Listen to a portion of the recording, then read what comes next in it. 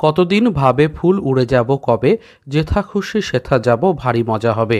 হ্যাঁ, সহজ পাঠের এরকমই আরও অনেক কবিতা হয়তো আমাদের আজীবন মনে থাকবে।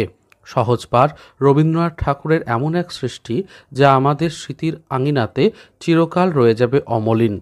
সঙ্গে সঙ্গে জানায় এই বইটিতে চিত্রপটগুলো অঙ্কন করেছেন স্বয়ং নন্দলাল বসু এবং এই অলঙ্করণ ব্লক প্রিন্টিং টেকনিকে হয়েছে এবং সেই সময়ের যুগে এই ছবির সাথে পড়া এটা কিন্তু যুগের অনেক আগের ভাবনা ছিল।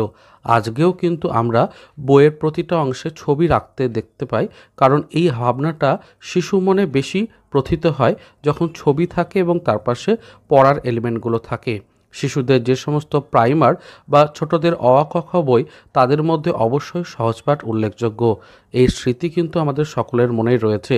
কালো রাতি গেল ঘুচে কিংবা রামবনে ফুলপাড়ের মতো সেরা লেখাগুলো কিন্তু আজও আমাদের মনকে নাড়া দেয়। সহজপাঠের 4টি খণ্ডক রয়েছে, তবে প্রথম দুটোই রবীন্দ্রনাথ ঠাকুরের লেখা। আজকের পর্বে তোমাদের জন্য এই বিশেষ বই